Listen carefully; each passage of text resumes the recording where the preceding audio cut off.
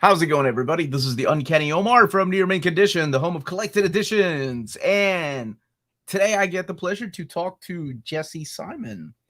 And Jesse is currently working on Kickstarter right now. It's the latest issue of ShieldMaster. Now, Jesse has a long legacy of comic book creators in him. Like, this is so cool. So, you are Joe Simon's grandson.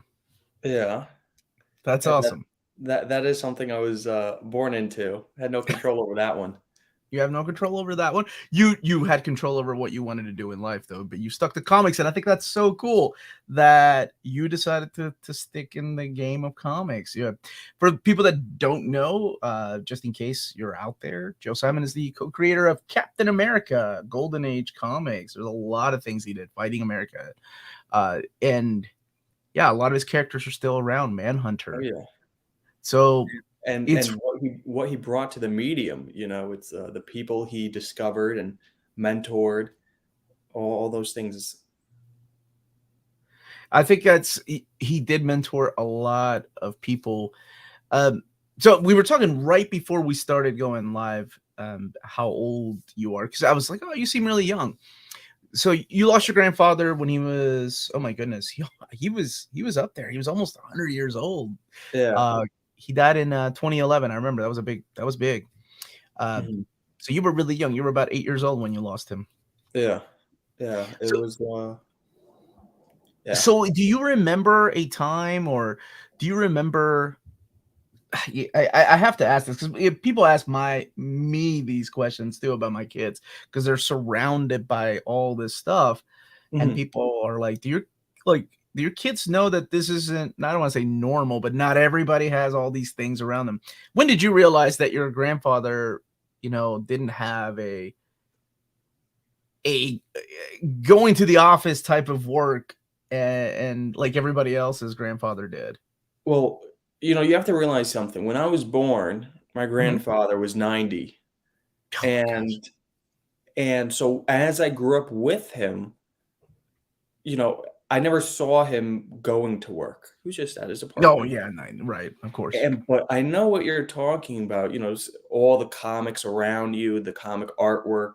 Mhm. That piece back there was on his wall as a kid, and his apartment was filled with comic art. If you ever meet some people that were friends of his or ever went to his apartment, I mean, it was plastered with artwork from end to end. And as a kid, I look at this piece specifically, but I look at all of them, and I was always intrigued. And I look at all the characters, and I'd identify who was who. There's Captain America up there, and Yeah. Bucky fighting American, The Fly, all those things. And from a young age, it was just all around me, and that's when I said I was quite literally born into comics. It's just my earliest memories with my grandfather, always in his apartment, always with that stuff around, piles of original art all around, him working at the drawing board, drawing new things. I mean, it's E just even at the age of 90? That's oh yeah, he amazing. was he was drawing until like the week he passed away. I mean, he was doodling and his one thing about him is his body was well, but his mind was always very young. And you speak to anybody that knew him, in his 90s he was innovating. And I know you talk a lot about collected editions and stuff like that, and I have a story to go with that regarding my grandfather. But Okay. he was just innovating from he was a young age, and all the way, and it never stopped. And so, it's just quite literally was born into it and grew up around it. So, as you were growing up, because your dad that's the other thing when I'm talking about legacy, because your dad also works and worked in the comic book, industry. Yeah, Um, in oh, oh, in a way, my father grew up around this, I'd say even more so than me. Now, mhm, the one thing that I grew up in that he did not was these big Comic Cons. And you have these YouTube interviews with, comic creators, and I'm always seeing, interviews with Jim Shooter and Chris Claremont, and Mhm. all these guys that are still around today. But then you also have some interviews of the people that have passed on. But this is the climate that I'm growing up with. Going to these New York Comic Con. Well, that's the one I go to.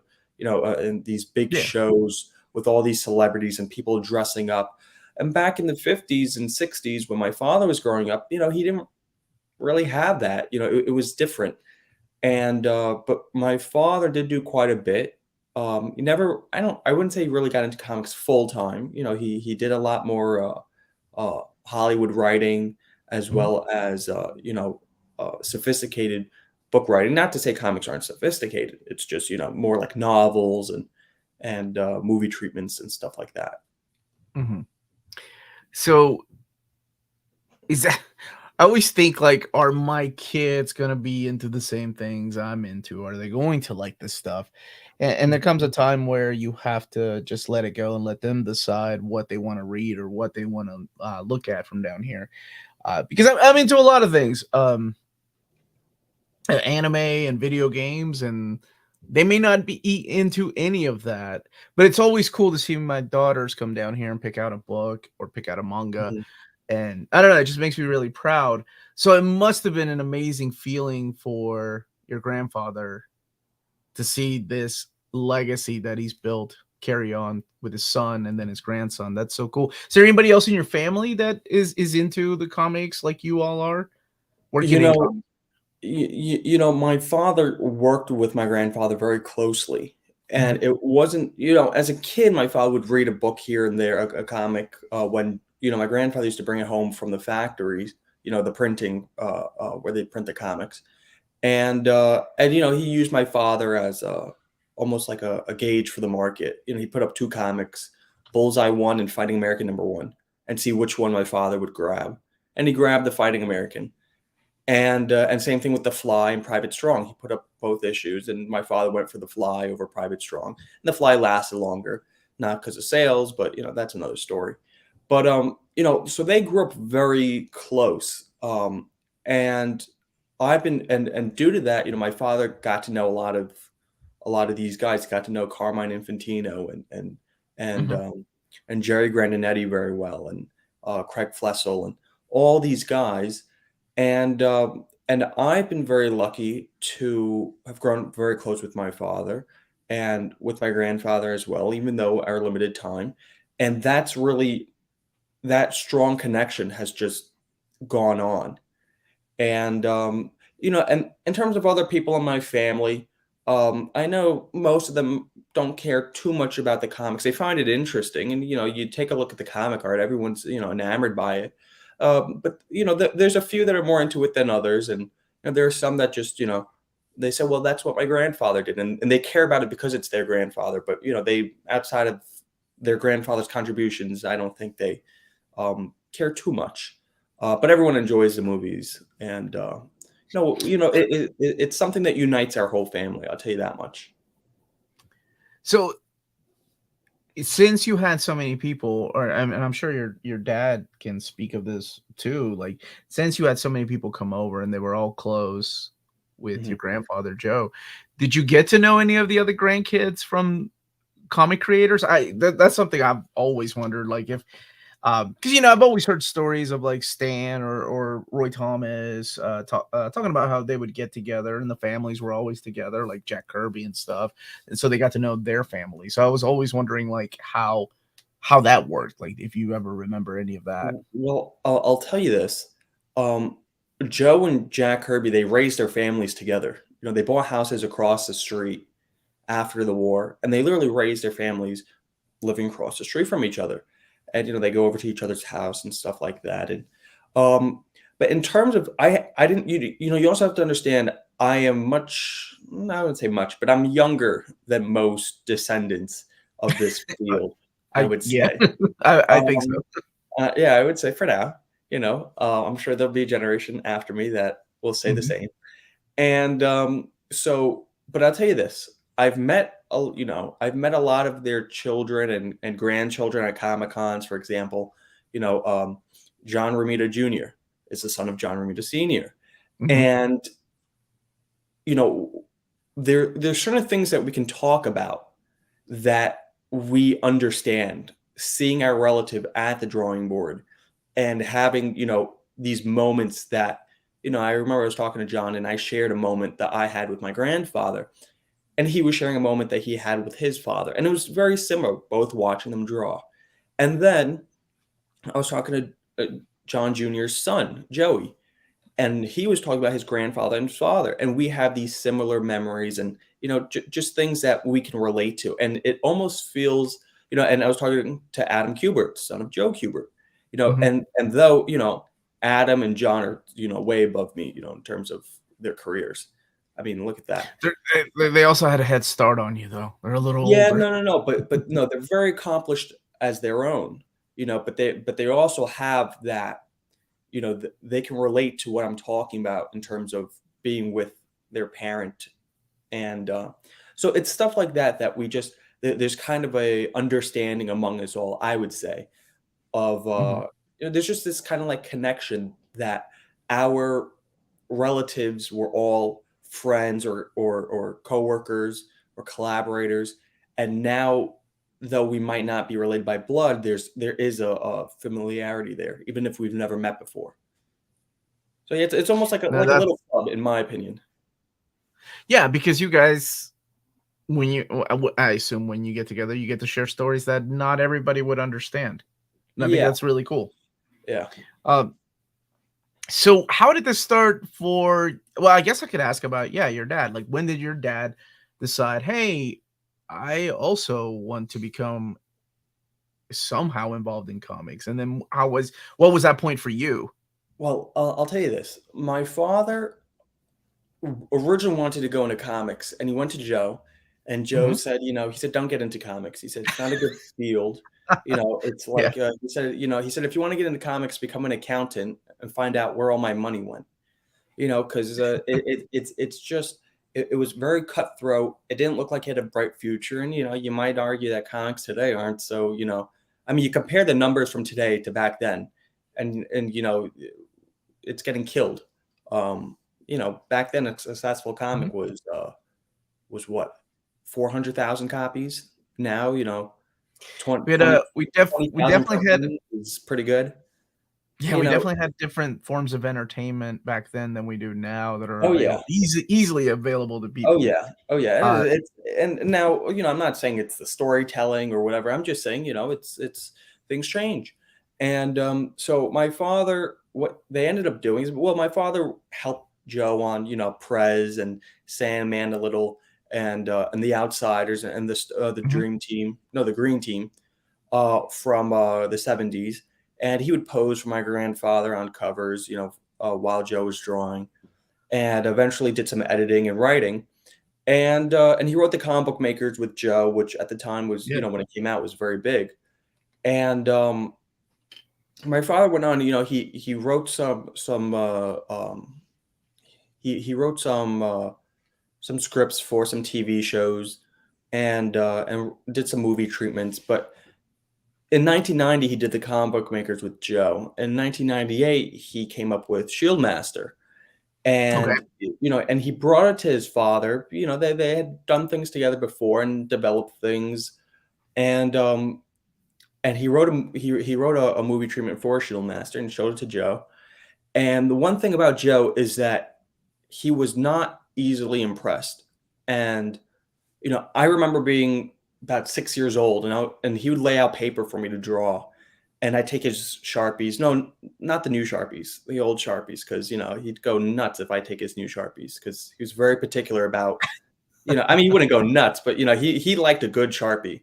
So after they got worn down a little, he'd give them to me, and I'd go drawing.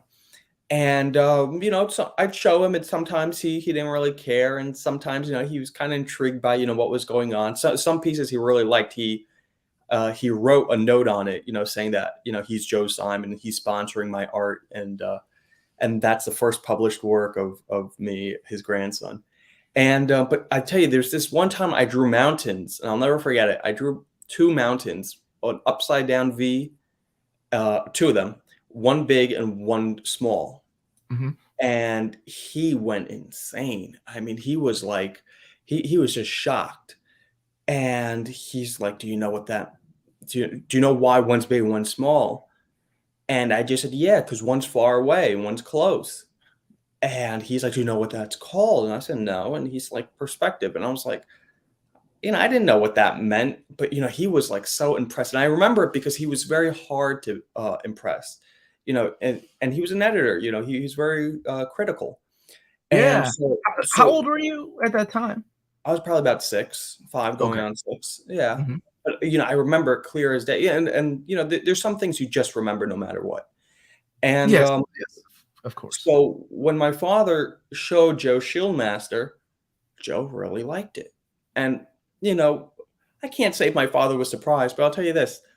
I'm a little surprised that Joe liked it and didn't have any critiques, because, he being an editor. And so he did some prototype art for Shieldmaster, and my father ended up doing a graphic novel, 44 pages. But he didn't pursue it too much because he had a full-time job. He was doing things on the side. He wrote some joke books, one of them being a #1 bestseller.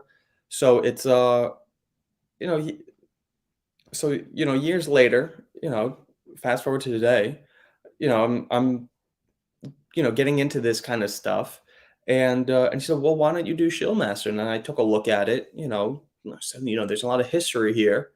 Um, why not? And I really do enjoy the character. So that's what I've been doing now. And a lot of fans, Mhm. they ask me about Joe, and then they want to know what I'm doing on my own. And I've been telling them about Shieldmaster. I've only started recently, and the reception's been very good. We did a Kickstarter with issues 1 and 2. Um, for our first Kickstarter, we did like 8 grand, and which it's not huge compared to the big guys, but for a property that really that most people haven't heard of, Mhm. it did well, and people were really enjoying it. So we brought it back. We're doing number 3, um, and that's what I'm here to talk about today. Man, what? Look at you in that pitch. I love it. That's great. So Yeah. that's the legacy of grandfather to father to son, and Well, now I'd say it's more from son to father, oh, then that's right, he pitched it to your dad. yeah, from son to father, then to son, back to father, but the father and the son are not the same father and son. It anyways, it goes That's a good that's Jim, a smart Joe, way of looking at to it. Jim. So, okay, That's how it goes. now We're we all know about, J's. obviously Captain America, that's Marvel Comics now, Yeah. co-created by your grandfather, and then we have, Fighting American, that I believe that was published by Awesome Comics under the that was that was, Rob Liefeld's Awesome Comics. Yeah, well, We have Fighting American the was created by Joe and Jack, and then they did was it 7 or 8 issues? Then it came back at Harvey, 1 issue Joe did. mhm, yeah, yeah, So some of it were reprints, and then DC did it, then Rob, and then mhm. Titan. Uh, And yeah. is that where the rights are currently? No, the rights are, with the Simon and Kirby Estates. The Oh, family good, estates. good, good, good, good, Yeah. good. What about what's we were just talking about it before we started in the stream. It was The Fly. Yeah. What's where are the rights with characters like that? Well, all these characters are all, it's that's more of a legality issue, Mhm, with stuff like that. You have to approach the families. There's some that are owned by Simon and Kirby. There's some owned by just the Simons. There's some mhm, owned by DC and Marvel. So, it's and so it's a lot of that. Like Fighting American, for example, was mhm, published by Prize, by Joe and Jack. And then when Joe did it at Harvey, he reprinted some Simon and Kirby material, but it didn't go to Harvey, the rights. Simon and Kirby owned it. And even though DC published it, DC doesn't own it. Simon and Kirby do, like mhm. that. So each one is a specific case. I got you. I see what you Yeah, mean. yeah. And with the ShieldMaster that Mhm. started in the 90s with your dad's idea, and then, like you said, going Yeah. back and forth. How was it that it came to be on your lap? Was it something that you said, "Hey, dad, no one's working on this. I would like to do it," or was it your dad going, "Hey, would you like to do this because I don't have the time," or how did that Y- happen? it's well, first thing is I want to show the cover by Joe, Yeah, and please. that's Joe's prototype art. I'm gonna. Yeah, that's Joe's prototype art from 1998. You could see it signed down here and all that. Mhm, And the great thing is I have a few unfinished Joe Simon ShieldMaster sketches. And the reason why, people will say, "Oh, well, who cares? Okay, you got some unfinished sketches. Who wants to look at that?" And I'll tell you why that's very important.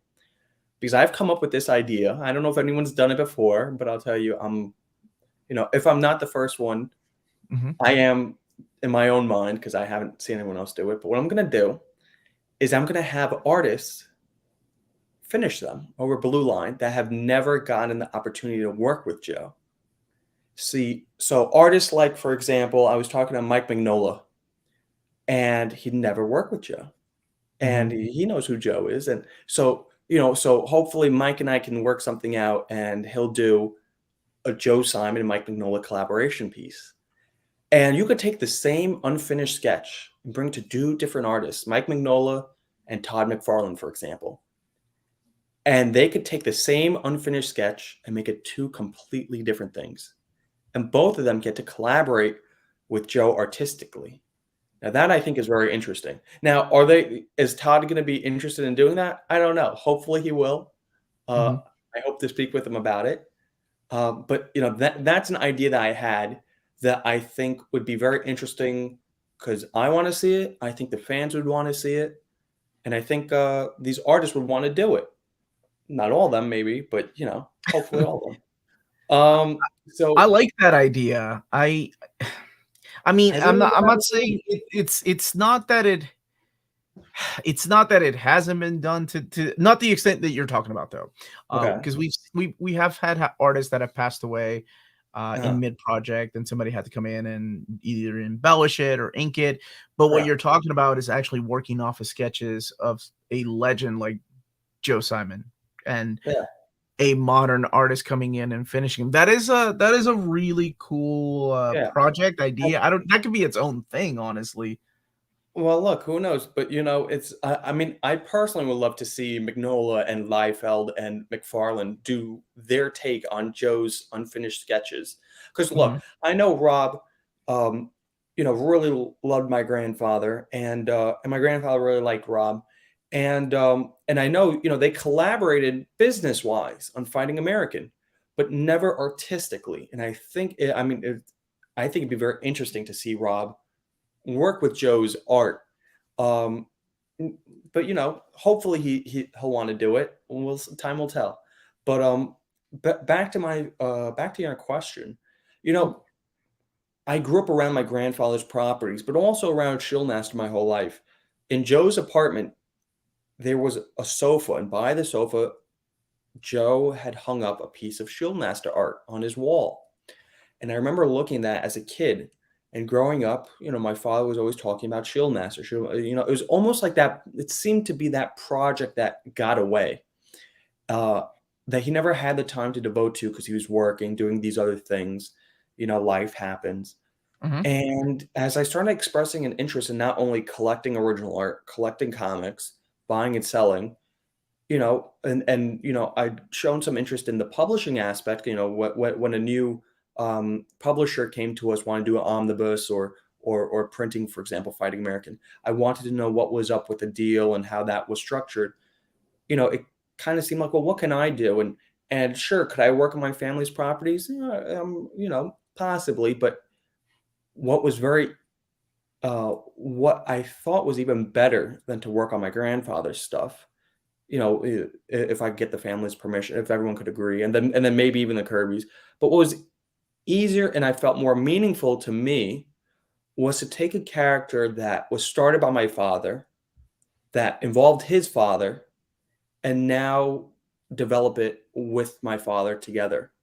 You see, now it's everyone talks about my grandfather growing up, which is great, love him, but my father has also not gotten his fair share of credit. So to be able to highlight that by doing this project, I thought, well, what better way? I hear stories of my father about working with his father as father and son, and now I get the opportunity to do that as well. You're a And good son. yeah, well, I try to be not No, perfect. I'm serious. Believe me, You're thinking he'll about be your the dad. first one to tell you, not perfect. But I'll tell you, it's just it's it's it's something that I can, like I said, I hear about my grandfather time, and I enjoy it, but my father deserves the credit too, and to be able to have that experience. I tell you, growing up, I heard stories. My father and my grandfather bouncing ideas off of each other, working on these things, and now looking back, that his father's no longer here. He has all these memories, and he'd take a look at, for example, the Fighting American comic. He still has that copy that his father gave him as a kid, and he Mhm. looks at it and he sees not the comic, but the memories with his father. And so I said, well, now I have an opportunity when I see this book. This is a memory with me, my father as well. And Mhm. that's something very special. And for example, this Bob Layden cover, I remember when the original art came in and then I got it colored. I remember the exact moment I brought it to my father and us talking about it and discussing it, and and putting the book together. And once these books were printed, the look on his face, and so it's stuff like that that is more meaningful than, let's say, the book itself or the monetary value of everything. So yeah. Building memories Yeah, within I the guess world it's of a comics. personal project. I never thought of it that way. It I think is. it's great. Okay, so then I have to ask the question: why go the crowdfunding route and not try to get it published by somebody else? Is it a rights thing, a licensing thing? Like it belongs to the Simon Comics label? Like could you get it printed at Dark Horse or Image Well, still under Simon Comics? I'll tell you this. Well, no, Simon Comics is simply my father, myself. Right, but Yeah. it's I'll your tell you label. this. I, I tell you this. I'm very much a person that does. I don't know how to phrase this. I'm a person that cannot wait. If I say I want to do ShieldMaster, I got to do ShieldMaster. I can't wait around for a Okay. company to go back and forth and do a deal and then I rob like me of that. 60%. I can't do that. Did I say that? Maybe I did. Anyways, 60%. Oh my gosh. You did hang around your grandfather. I love it. look, anyways, I'm sure it was a look, lot more I'm than very that much back then. yeah, but I'm a doer. I want to get it done. And Mhm. my other problem is I like it done my way. Would a company have paid or convinced Bob Layden to do a cover? Probably not. It's who knows? I like dealing with these artists one on one. I don't like having to go somebody pitching them my idea. For example, the other people finishing my grandfather's sketches. Maybe the company would have gone for that. But you know what? Since I'm doing it myself, I want to go for that, and that's what I'm going to do. So, I am I closing the door on a company publishing it? Definitely not. You could write to me. I'm on Instagram, but or my email, whatever. You could write to me, but I wanted to get it done, and I wanted to see something right away. Mhm. And I mean, I didn't just put out garbage and say, I have it done. There's quality of work, but that's really the reason why I didn't go to a big publisher and see. Now, as it grows, hopefully, I will, and then it'll be even more people's hands. So yeah. Well, I will tell you this much, Jesse. Because I don't know the relationship between you and your grandfather, what you had.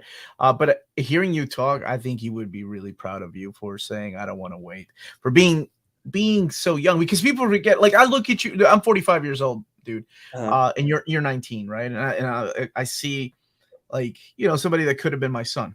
But here's the thing that people forget. How old was your grandfather when he started drawing and writing comics? Do you remember? Well, Or I mean, do you know that?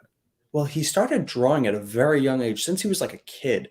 But Yeah. when he started doing comics, he started newspapers Hmm. right out of high school. Right out of high Yeah. school. People And forget that Jack Kirby, all these legends that we hold up on a pedestal, mhm. Roy Thomas, the writers of the Silver Age. No, These look at guys are Jim Shooter. Jim Shooter was 13. 13. Yeah, 13 years exactly. I like People Jim a lot. forget. People Yeah. forget. So I think it comes with age. You're like, what does this kid know about writing? Like people forget that these writers were younger than Yeah, you no, are. they were hustling, and they Yeah. and you had to, and, hustling can have a negative connotation. I don't mean it Mhm. with one, but it's something, like I said, I didn't wanna wait. I don't like to be, if somebody knows better than me and they wanna tell me something, believe me, I'll listen. Even if you don't know better than me, I'll listen. But, it's something that, again, is a very personal project. I don't want someone to take it and make it their own, I guess you could say, when I want it to be my own. And so look, if Dark Horse or Image and they do want to publish it and we can make a deal, sure. I wouldn't have a problem with that. Well, you could do the route that a lot of other people have done is they've gone the Kickstarter route and then they've had the final product when it's all collected done by Dark Horse or Image or Boom or Yeah. whoever you choose. Well, They don't take anything from you. good. I don't like to be. I The, don't the, like anything to be taken from me.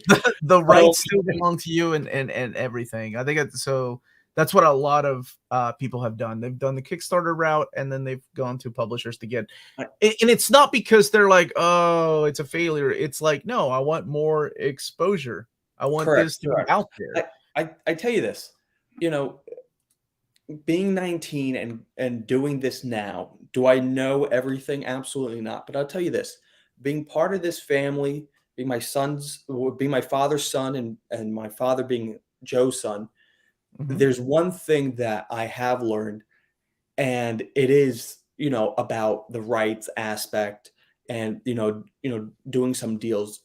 That stuff, I will say from a very young age, I saw a lot of the behind the scenes that Okay. I would say most people don't even know about. And so that has given me a slight advantage um, when starting this thing out. And, I think that's one of the things that really attracted me to the crowdfunding thing Mhm. is that first, I get to have complete control. Second, no one's the boss of me. Um, well, I guess the fans are in a way, but it's Yeah, yeah. I get, fair. yeah. But it's that,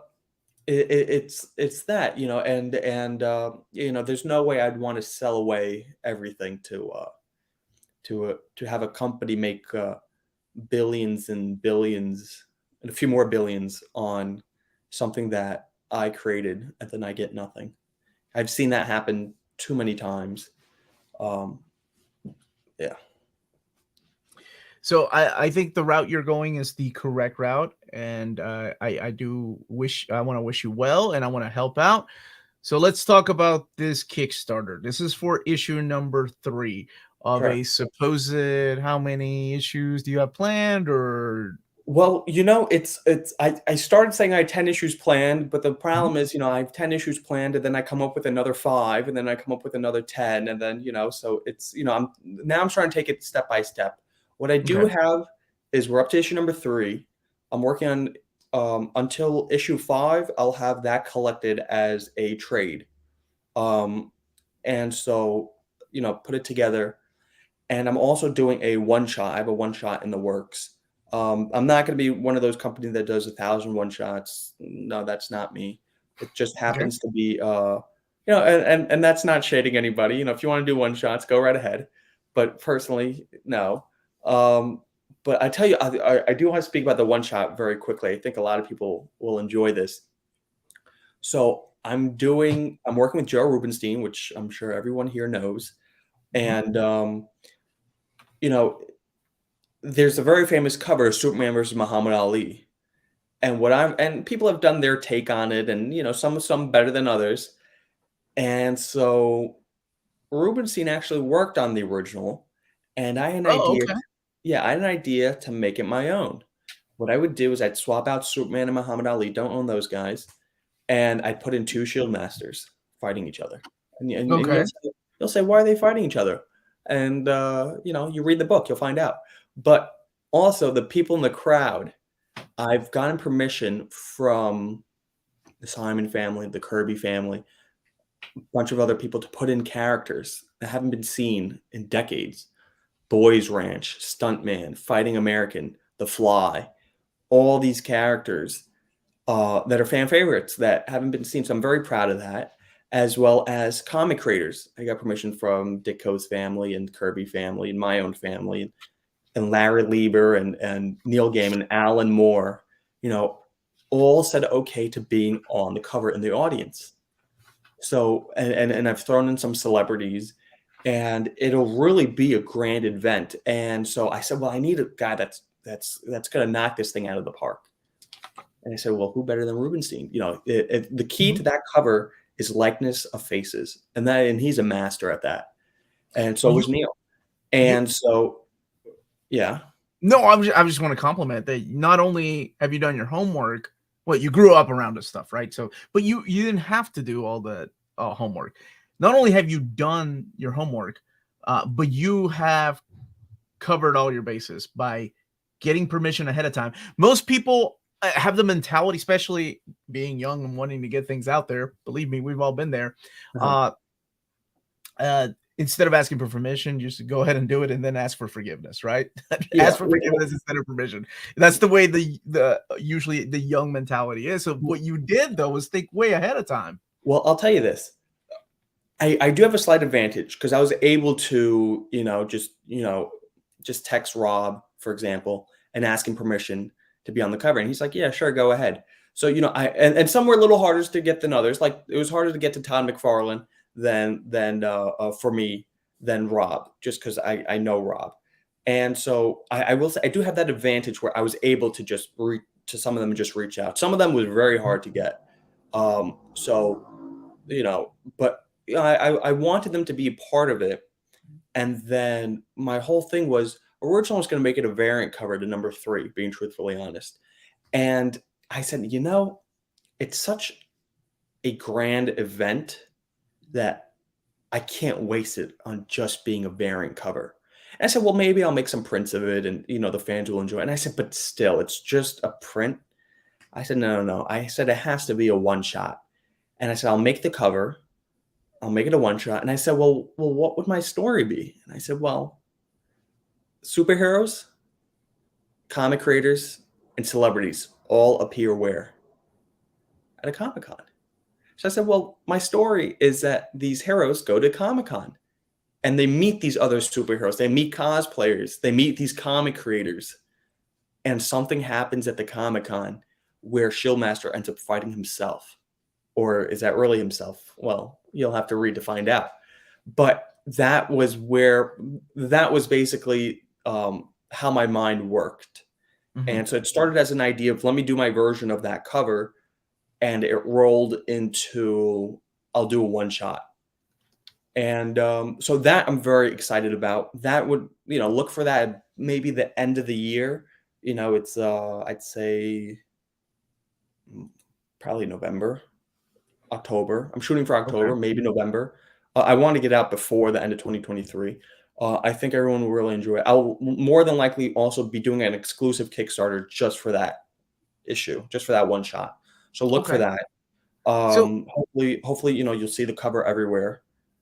With the Kickstarter that you're currently doing, is that going to be available overseas, or is it how is the shipping going to be handled? Like, because you've done it, you did a Kickstarter for the first 2, correct? Yeah, no. Well, it's very important. I always remember as a kid, my grandfather had fans everywhere around the world, and so I said, shipping is easier just to keep it in the United States. Shipping in the United States already isn't too cheap. So I said, it's not anymore. Yeah. So I said, it's more expensive to do international, but I said, and it's more difficult. But I said, I can't exclude the rest of the world. So I'm doing international. The cost is a little higher because the shipping cost for international is like outrageous. But I had quite a few international people buy from the first Kickstarter, And it's just great to see ShieldMaster in Thailand, in France, and Spain, Yeah, and that's cool. and in Japan, everywhere, in Singapore, and it's just it's very rewarding seeing it in the hands of everyone, and then even more so being international. So people that, let's say, don't even speak the language, but Mhm. they like seeing the photos, and what they'll do is they'll Google Translate each balloon because they want to read it, and that's just amazing. Um, it really is. I mean, in Dubai as well. I mean, the thing's all over. So I'm really happy about that. So then this is also going to be internationally shipped. Correct, correct. Okay. Um, here, let me I'll post the link in the chat, and I wanted to take a couple of questions. So this is the Sure. latest Kickstarter. It's in the chat right now, and that is gonna be how long is it gonna be live? Here's the link. It's live until July 3rd. Okay, So, right before Independence Day.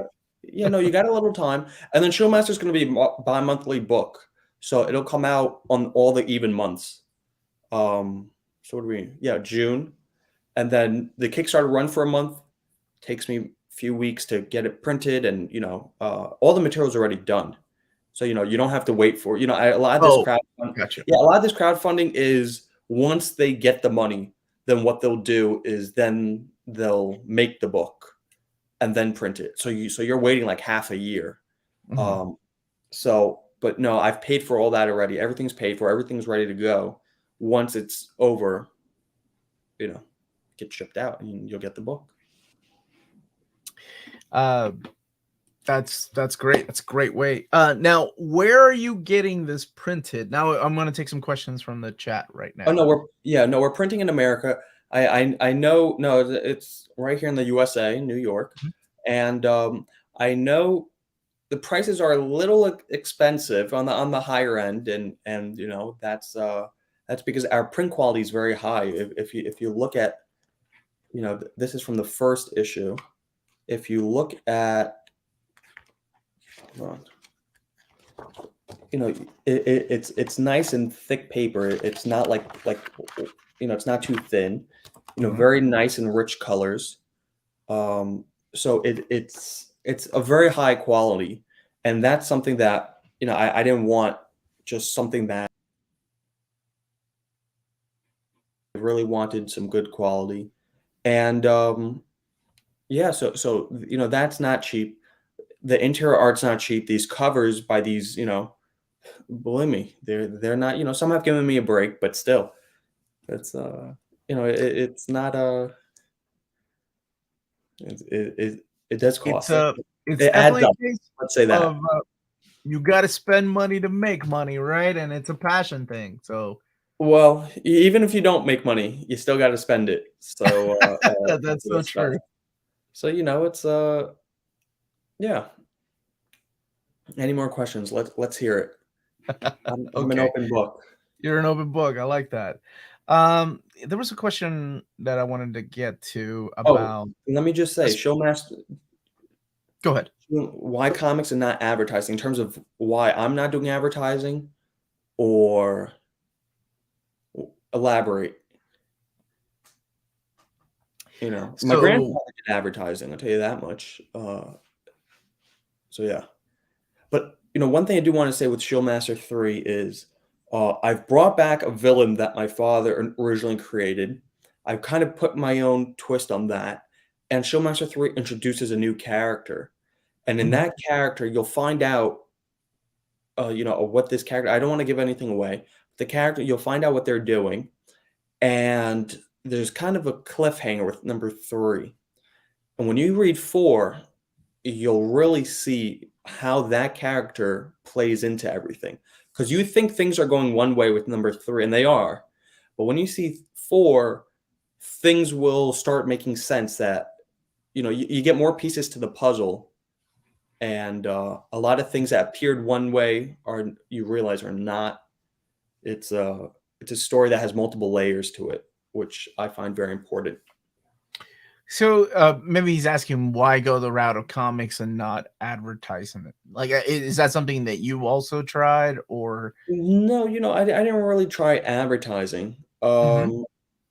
I say one thing I do think I have pretty good is a lot of these some of these covers I laid out. For example, this cover I laid out. This is one of the covers, number 3. Let's see. Um, Okay. so Who's the artist on that one? oh, this is his name is Thiago Lima, and I don't know if he's done too much work before, but I saw his work. He never did anything like this, Mhm. and I saw it and I said, I said this guy's got it, and He was expanding on the question, like your grandfather famously went for advertising and pop art and occasionally came to comics. Hence the question, like, was his career in advertising something you were exposed to? yeah, he did a lot of advertising work. Some of it he did for what's his name, Nelson Rockefeller. I think he became governor of New York or ran for governor. Yeah, I know he ran for governor of New York. He did his political campaign, did the comics for that. He did a bunch of advertising work for banks, and I grew up around that stuff, and intrigued me as well. Joe not only could write and draw and ink, but he could paint and he'd do Mhm. oils. And and artists know if you do watercolors, does not mean you could do oils. That's a completely different ballgame. And so I was exposed to all the, and he didn't just do comics and advertising. He did some serious, still lifes Mhm. and political portraits. He did a lot of that stuff. So I was exposed to it, but Shieldmaster really had that personal aspect to it regarding my father, my grandfather simultaneously, Okay. and so it just made sense to do it. And plus, I like working with these artists, like Bob Lynn and David Mack, Tom Morgan, and Joe Rubenstein, all these other guys, Butch Geis. So yeah, You're the group of artists that you have surrounded yourself with are my childhood. With the yeah, exception of David Megg. David Megg's just a little bit older than I am. But I remember when he came on the scene. I remember he used to work at a Caliber Press, and yeah. that's actually where Kabuki ended up starting. I apologize if this question was already asked, but how much did your grandfather influence your interest in comics? Now, this is an interesting question because growing up, I was always into this stuff. I mean, I look at his walls and I see the original art around, and I see him, sketching and have a line, and people waiting 3 hours just to, shake his hand and get his signature. I remember that, and so it was never a moment where he sat me down and said, "Here, these are comic books. Take a look at this." It was never, there was none of that. I was just exposed to it, but I Mhm. never really collected growing up. I'd collect some, sometimes he'd do a sketch for me and this and that, and I'd keep that, but it was never him sitting me down and take a look at this. But his stuff was just always around me. And as I got older, wanting to buy back some of his original art, like that piece, uh, it was like, this is my grandfather. I read some of his comics and I could see his humor in it. I see his artwork in it. I see, these little things in there that is his personality. And that's why initially I got started with it, with collecting the vintage stuff. And then Mhm. with the more, and as I got older, I liked business. I wanted to, I cared about the publishing deals, looking at, the rights of which we own, this and that. And, it was just, I guess it was almost like a perfect storm, every aspect, the art aspect growing up, I cared about, art and, issue number 3, I'm laying out the art for the whole issue. So a lot of it, I do specific shots because I want it that way. Um, Hmm. Okay. the I first like that you're also a layout artist because you plan ahead in writing and then you can lay it out. Smart. Yeah, no, I also did my own cover in here that, and some of these covers I laid out. Some I was more hands-on than others. The first comic I ever went out and bought, uh, there's really, I'll give you 3 answers. The first comic I went out and bought was I went and there was a teacher from my middle school, and he told me about this vintage comic book shop in Manhattan. And I went with a very good friend of mine. He was almost like a little brother to me. Mhm. And we grew up together, both both only childs, and we went to Manhattan. It was called Forbidden Planet, and it used to be called Rogers Comics. Okay. And people in New York, Roger's kind of legendary. So I went there, and I remember there was no one. It was winter. I think it was February, and there was nobody else there. And it was like a storm. I was in say I was 14, and well, I just went in and I started rattling off. Do you have Fighting American, Race to the Moon, blah blah? And he was like shocked. How does a kid know this? And then he found out, who I was related to, and this kid, I had some allowance money that I saved up, and I shoveled some driveways to make a few bucks, and I bought some Tales of Suspense. I think was it 89? It was one of the issues, or was it 79, where I think it's almost like a gorilla or something's lifting Cap up, and the swordsman threw his shield, and Cap blocks it with his shield on the cover. You went old school with what Oh, you yeah. bought. Well, what I was trying to do was I was trying to get my grandfather's stuff. The problem is his stuff was too expensive. I I was mean, gonna say, but even at that age, because you're again 19. I'm not saying that's young to be doing what you're doing. I'm saying, but at the age you were to go to the oh, yeah. comic book store Oh, yeah. and try to find your grandfather's stuff, Well, I'll tell even you if my you were train like, "I'm Joe Simon's grandson, can you I'll cut me a tell you deal?" well, no, I didn't tell Roger right away, but I'll tell you Okay. this. My train of thought was, I know Simon and Kirby's Captain America. I can't afford them. He doesn't have any. I said, "Well, let me at least get Kirby's Captain America. I get one Oh, okay. half of the duo." That was my train of thought. Um, so that was very early on. I also went out at New York Comic Con. I remember it was closing, and I also bought the True Believer reprints of Avengers 4 and Tales of Suspense number, was it 65? Where he 66, no, 65, I think, when they retell the origin. And there's two reprints, and they were half off. They were supposed to be $1. So I bought two comics for $1. Came home on the train, I was reading them. Thought that's kind of interesting. Again, not my grandfather's stuff, but it's his character. And then my real first Simon and Kirby book, one that my grandfather, heavily worked on, was Adventure Comics number 80 with the Sandman on the cover. Yeah. And from 1942, 43, 43, 42. And I remember I did a trade for it. I traded some bunch of Spider-Man Silver Age. And I got the book and I read it.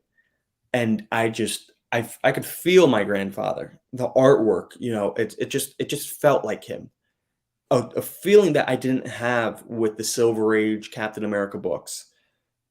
Now I enjoyed them, but it was a Mhm. different feeling. And from then on, I said, "This is the stuff I have to collect."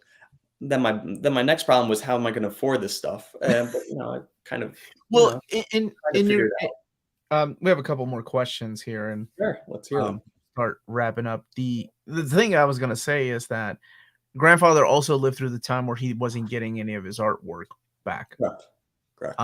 Not a lot of I don't know, maybe a lot of people do know this, but maybe new collectors don't know this because I think we're used to comic book artists selling their art online, and that wasn't a thing always. That wasn't a thing really back then. It wasn't. Yeah, online was definitely not a thing back then. I'll tell you that much. Well, I wasn't here for it, but from what I've heard, not you're online, but I you're mean, 100% right. artists selling their artwork because they weren't getting art back from the publishers. Correct, correct. My grandfather was a little bit ahead of his time because he did keep some of it, Mhm. um, but he kept it to be able to reprint it. He didn't want to draw it again. The Okay. really smart one is Jerry Robinson, the creator of Joker. I mean, he kept a bunch of covers because he just said it's too. I mean, he didn't keep it because of value, but he said this stuff is too beautiful to throw out, and he's 100% right. And so he ended Wow. up keeping a lot of it. And smart on Jerry. I like Jerry a lot. I miss him. I'm sure you have met a lot of people through your time too. Is it hard working with your grandfather's and slash father's character, and how much you try to keep it like his versus your own? Does that ever bother you when writing? No, not really. And I'll tell you why. Because I think that a character is meant to be expanded upon. This character, my grandfather didn't have too much input story wise. It's largely, it's all my father. So when I took it over and I'm telling him that I want to do this with it and that with it, you know, I'll run to him at 10 p.m. I'll burst into his room and, annoy the hell out of him. And, I tell him my idea and he'll tell me how much it sucks. And I say, I'm not listening to you. I'm going to do it anyway. And I write it up. And a few days later, he reads what I write. He said, this stuff is pretty good. So, I just like to do what I like to do. And not everything he agrees with. But I tell you, more often than not, the things that he shoots down that I end up doing anyway, he ends up really liking. Like some covers I've done that I've laid out or, got artists to do, he's like, I don't like it. And now he's like, wow, this is nice stuff. So Mhm. it's, I like to do what I like to do. I like to take his input too. I like to, I like using his ideas. He's very much involved. And it's really, a father-son duo. I heard stories growing up of my father being with my grandfather, bouncing ideas off of each other. And now, and I never really knew exactly what he was talking about. But now that happens with me and him, I say, oh, this is what you mean. And it's almost indescribable how it works. So yeah, Excellent answer. I'm a guess. Excellent answer. And let's see. We'll take this one here. This is a little bit personal. Obviously, your grandfather is the co-creator of Captain America. How much do you think that influenced your dad in the way that ShieldMaster could have been about legacy? Well, I'll tell you this. The character of ShieldMaster, that's the character's name, like Captain America. Now, his identity, his name is Jess Stevens. Now, Jess, well, my name's Jesse, so you drop the E, Jess. Good. And then Stevens is a nod to Steve Rogers. So you got Jess Stevens, which I think is pretty cool. But I bet your dad thinks it's pretty cool. well, my That's dad's the awesome. one that came up with it. He's pretty, he's good. I tell you, Mhm. you don't write a #1 bestseller and suck. You know, All right. That's a good point. All right. yeah. Go ahead. So, Sorry. so I tell you, I think I don't really think it really influenced my father in any way that his father created Captain America. Of course, my father knew Captain America, but you have to also realize in 1998, Captain America was not what it is today. Captain America was huge in the comic book world, but it was not the powerhouse globally that it is today. And so I think there was almost not as much pressure as there is, let's say, today, if you were to come up with it. You know, I think that, and I think number two, my father's always done whatever he wanted his whole life, very much like me. That the Simons are kind of stubborn. Joe always did what he wanted. That's why he never stayed at a company. That's why I never returned back to Timely Marvel. He wanted to do what he wants. When DC, offered to take Simon and Kirby, they were going to make Joe just do the artwork, and Joe said, "No, I want to do what I want. I want to do everything." And so he was always very much a person who wants to do what he wants. And now looking at it, my father and I are very much like that. So I think there was influences because he saw what his father did and he had that unique viewpoint, but there was never too much of a pressure by it. I don't know if that answers your question or not. Hopefully it does. Well, I think that's a good answer. Yeah, Talent is in the DNA. Hey, look at that. That's a heck of a hopefully. compliment. Hopefully. So, okay, I got to ask one last question because, Sure. again, by the way, for people watching, and if you're watching this later, Yeah, don't forget to go check take out a the look at link. the Kickstarter when you guys have some time. Hopefully you guys join. I don't do many shows, but the ones I do, you could bring them and we'll talk about them, sign them, or do whatever. It's yeah. That's awesome, man. I really wish you luck. I'm glad that the first 2 issues are out and you're working on the third one. You already got ideas for a one shot and you already got ideas for 10 issues, then maybe 15. Yeah. So I have to ask, like, what is it, this feeling that you get whenever, because it's got to be amazing. Like, maybe it is. Like when you're watching a Marvel movie or when your friends are watching a Marvel movie with you, and then the name Joe Simon pops up, and like, because I assume most of your friends know, right? Like, I assume. Yeah. I know if I was Joe Simon's grandson, I'd be like, "Hey, that's my grandfather." I tell you, and I've thought about this at times, and I remember watching Avengers Endgame. Mm-hmm. And I was at the premiere, the world premiere in LA at it's called the Staples Center back then. Now it's called the Crypto Arena. And I remember sitting there and they're battling it out with, and I get to the fun part, but they were battling it out with Thanos at the very end. It was Mm-hmm. Thor, Captain America, and Iron Man, remember? And, Iron Man's like, hit me, and Thor, the two hammers, whatever, they're fighting. And I remember Captain America got punched and almost like knocked out. Mm-hmm. And it was really Iron Man and Thor fighting.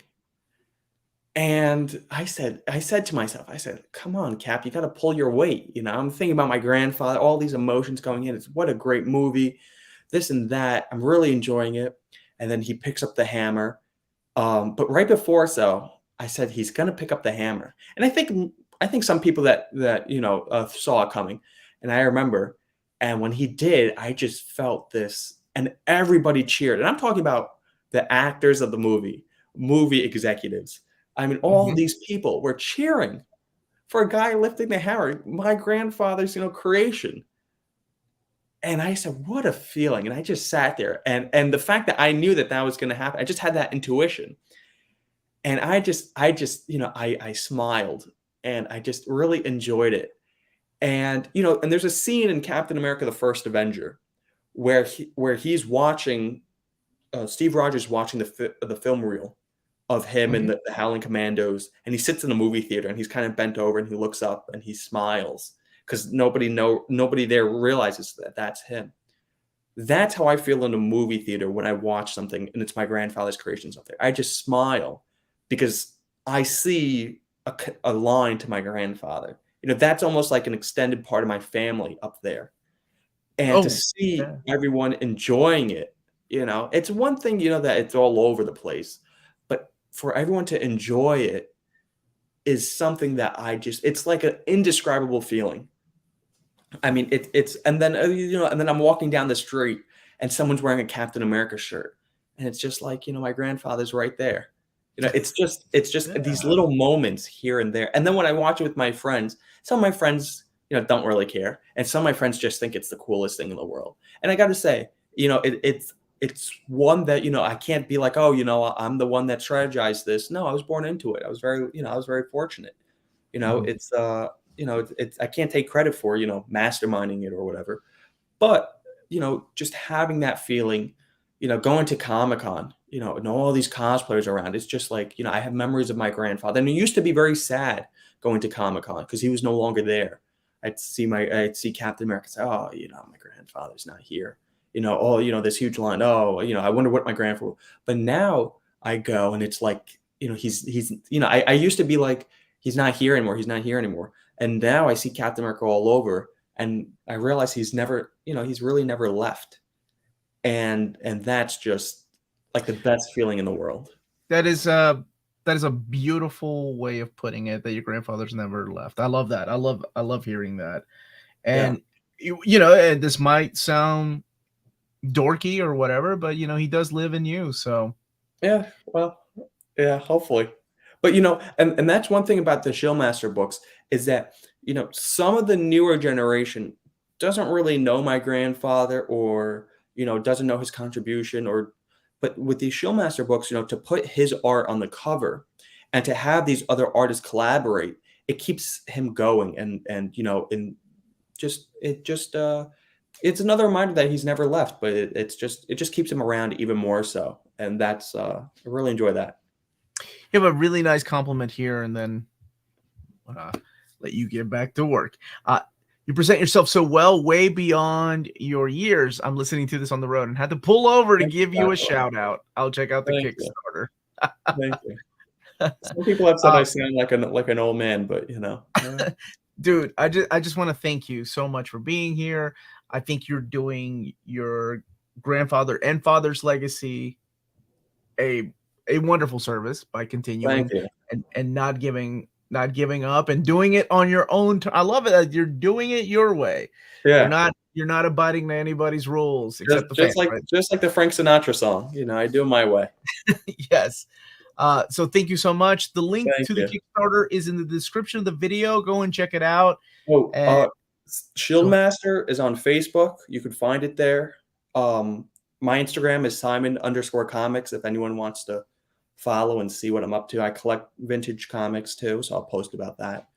And you get to see what I'm up to, which can be kind of interesting at times. Well, Sometimes. I want to wish you luck, man. Thank you for Thank joining me you. today. Thank you for having me. This was a lot of fun. Absolutely. And thank you everybody for joining us. And let me know about that first trade paperback too when that comes out. Oh That yeah, first no, I'll be back. We'll talk about Okay. that. For sure.